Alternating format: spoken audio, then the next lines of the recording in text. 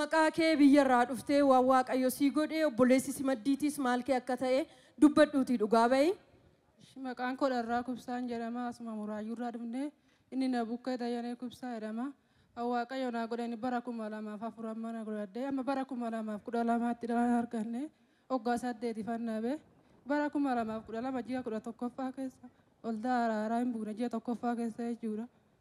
Achitti raajii masarannaa kadhatee mucaa kana waaqayyo naa kenne waaqayyo naa galateeffadhaa hin jedha. Waaqayyo naa galateeffadhaa.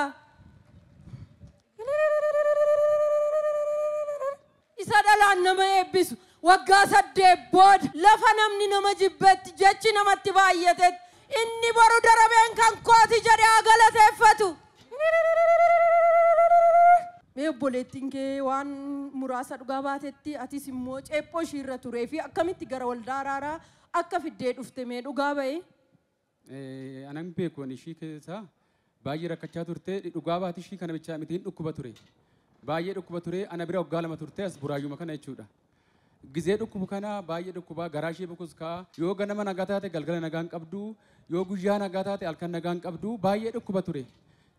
Obboleessa ishii waan ta'eef natti himatti inni koona dhangala'aa dandee taa'uu hin danda'u dudda koona kutaa jette baay'ee dhukkuba ture. Kana dabarsitee abbaa manaa ishii wajjin na bukkee jirti isa kanallee dubbatu turte ishiitti.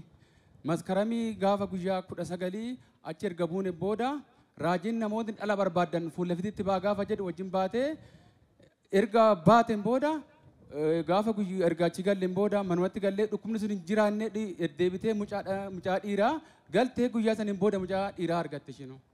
Sabni Waaqayyoo walii nu wajjin nu gargaara ta'u Waaqayyoon nuuf galateeffadha.